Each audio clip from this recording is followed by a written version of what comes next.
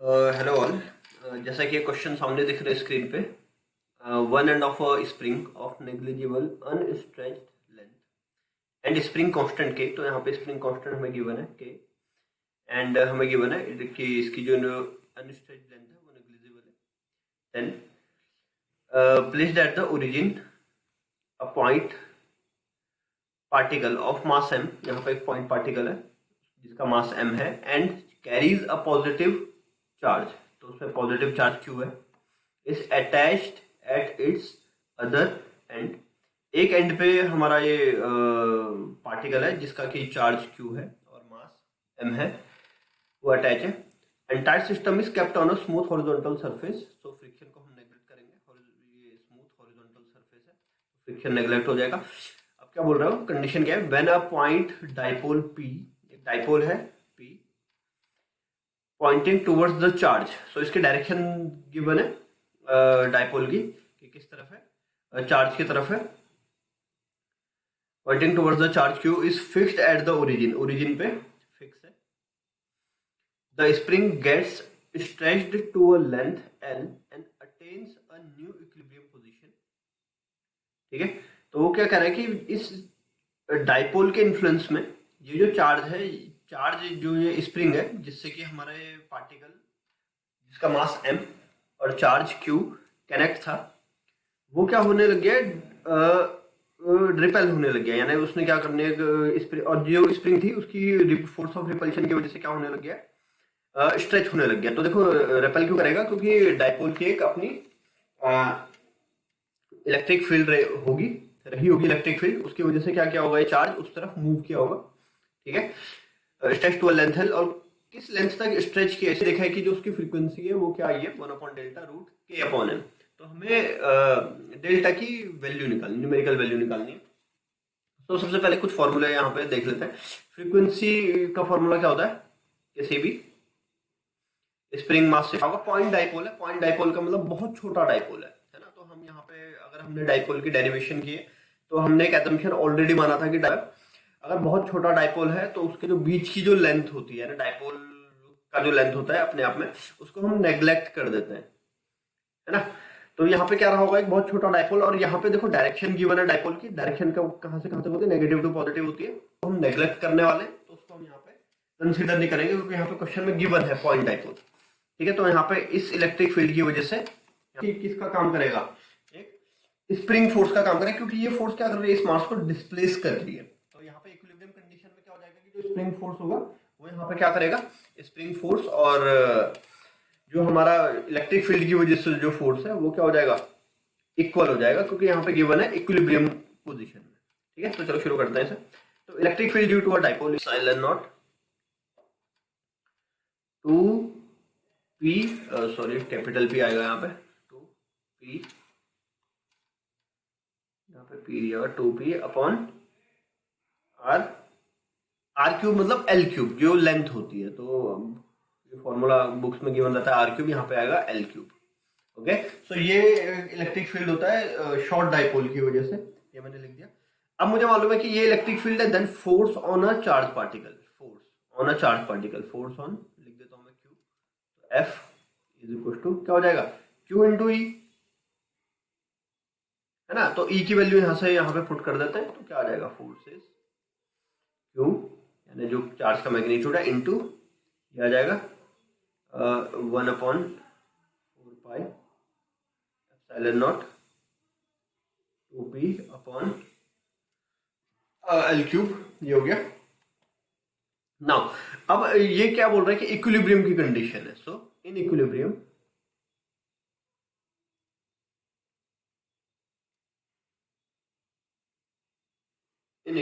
क्या हो जाएगा, जो स्प्रिंग फोर्स है यानी k इंटू एल, जो स्प्रिंग फोर्स है हमारा k इंटू एल, वो किसके इक्वल हो जाएगा, इस फोर्स के इक्वल हो जाएगा। ठीक है, यानी किसके इक्वल, अगर मैं इसको थोड़ा सिंप्लीफाई वे मेरे को 2pq whole upon 4 epsilon not l cube, ये आ जाएगा।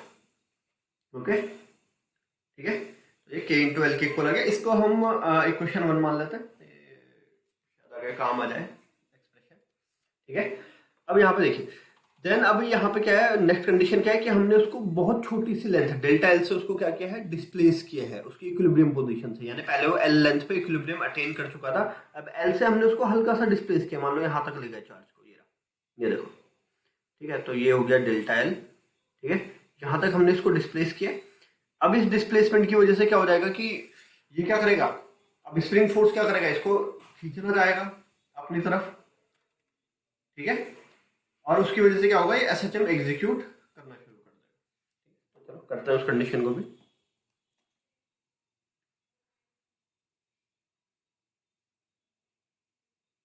ठीक है, then if we displace charge q by delta l, अगर हमने डेल्टा एल से इसको डिस्प्लेस कर दिया तो क्या हो जाएगा, तो इलेक्ट्रिक फील्ड की नई वैल्यू देखो क्या आ जाएगी। तो इलेक्ट्रिक फील्ड की नई वैल्यू को ई डैश मान लेते हैं, ठीक है। तो ये क्या हो जाएगा, ठीक है, 1/4 पाई एप्सिलॉन नॉट, क्योंकि हल्का सा अगर लेंथ डिस्प्लेस होगा तो इलेक्ट्रिक फील्ड भी तो क्या होगा, चेंज होगा। तो यहाँ पे क्या हो जाएगा, 1/4 पाई 2p अपॉन कहाँ से किया था, डेल्टा एल से किया था ना, तो यहाँ पे आ जाएगा डेल्टा एल प्लस एल का क्यूब, यहीं पे आ जाएगा डेल्टा एल प्लस एल का क्यूब आ जाएगा, ठीक है। अब यहाँ पे देखो एक और कंडीशन गिवन है कि जो डेल्टा एल है, ठीक है, यहाँ पे देखो जो कंडीशन गिवन है वो क्या है, डेल्टा एल जो है वो बहुत बहुत छोटा है किससे, एल के मुकाबले में। सो यहाँ पे थोड़ा सा इलेक्ट्रिक फील्ड को हम यहाँ पे मैथमेटिकल फॉर्मूले से करते हैं, 1/4 पाई एप्सिलॉन नॉट, यहाँ पे हम क्या करते हैं, एल क्यूब को कॉमन ले लेते हैं, ठीक है। तो क्या हो जाएगा, 1/4 pi epsilon not 2p upon L cube, ठीक है, then 2p upon L cube, ये क्या हो जाएगा, एल क्यूब कॉमन ले लिया तो यहाँ पे क्या आ जाएगा, 1 plus delta l upon L का, ये हो जाएगा, ठीक है। और अगर मैं क्या कहूँ, अगर इसको एक और सिंप्लीफाई फॉर्म में एक और तरीके से लिख सकते हैं, सेकेंड,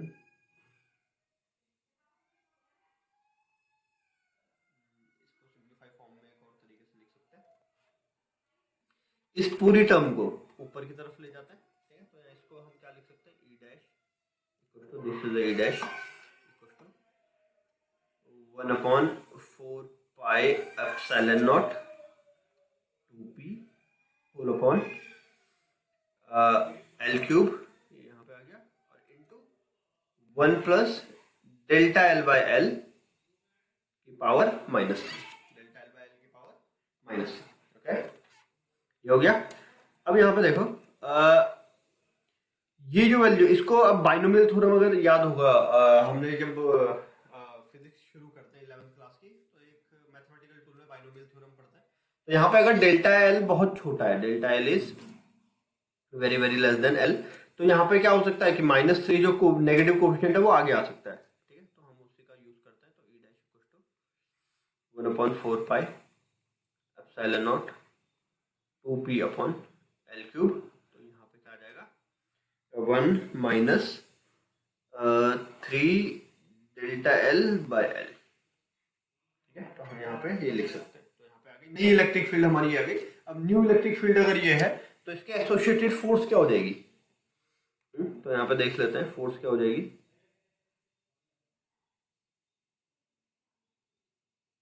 थोड़ा सा और ऊपर करता हूँ इसे, then force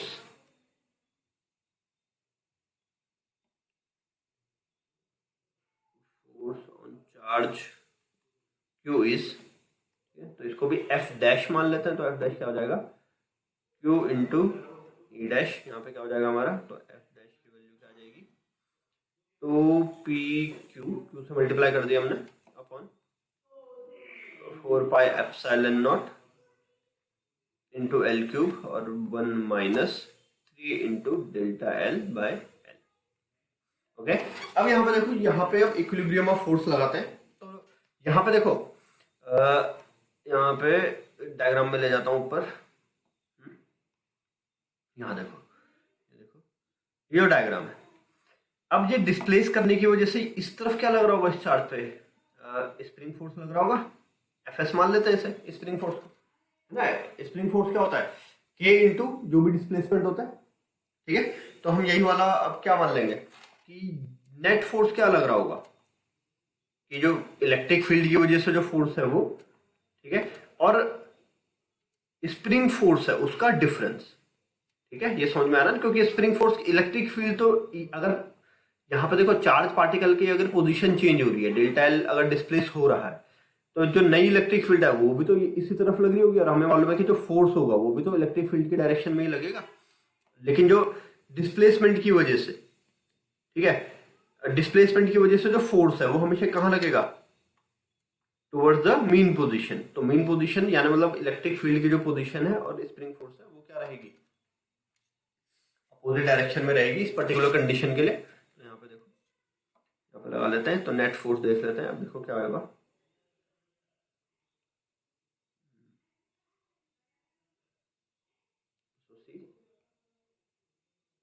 net force act on a charge particle, net force act on charge particle, charge particle, ठीक है, क्यू, और इसका मास m है हमें मालूम है। तो ये किसके इक्वल हो जाएगी, net force is net equal to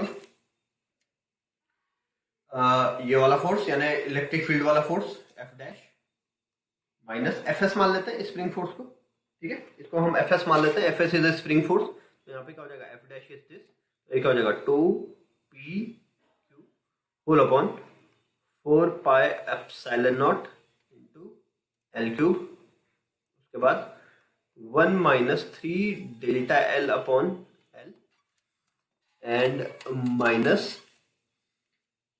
क्या था, स्प्रिंग फोर्स। तो स्प्रिंग फोर्स क्या हो जाएगा, के इंटू एक्स, है ना। तो स्प्रिंग फोर्स क्या लग रहा है, अब नया स्प्रिंग फोर्स क्या लगेगा, पहले क्या लग रहा था के इंटू एल, अब क्या लगेगा के into L plus delta L, x नहीं डेल्टा एल, ठीक है, प्लस डेल्टा एल, ठीक है। अब यहाँ पे देखो एक और चीज है, फर्स्ट इक्वेशन याद करो जरा, कि फर्स्ट इक्वेशन में हमने कहाँ पे लिखी थी, सबसे ऊपर, है ना। तो फर्स्ट इक्वेशन में हमने देखो यहाँ पे ये रहा, ये देखो फर्स्ट इक्वेशन देखो, हमने के एल को क्या माना था, 2p upon 4 pi epsilon not into L cube. तो यहाँ पे देखो अब ये जो एक्सप्रेशन आया है हमारा,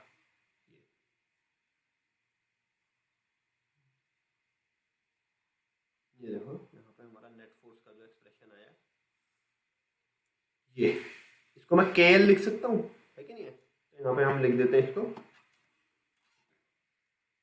के इंटू एल फ्रॉम इक्वेशन 1, ठीक है, then 1 minus 3 delta l upon l minus k l plus delta l, ठीक है, ये हो गया, ठीक है। अब यहाँ पे देखो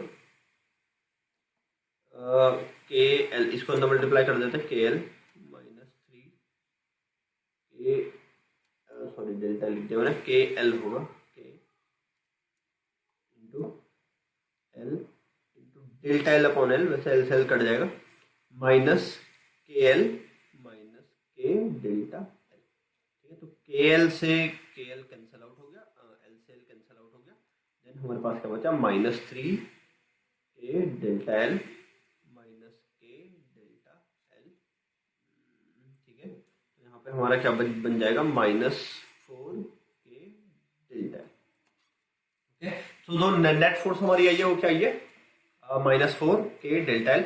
अब हम इस नेट फोर्स को क्या है, ये जो नेट फोर्स है लग तो रहा है स्प्रिंग मास सिस्टम में, तो लग रहा है कि नहीं है। तो ये जो नेट फोर्स है ना, तो कंपेयर विद,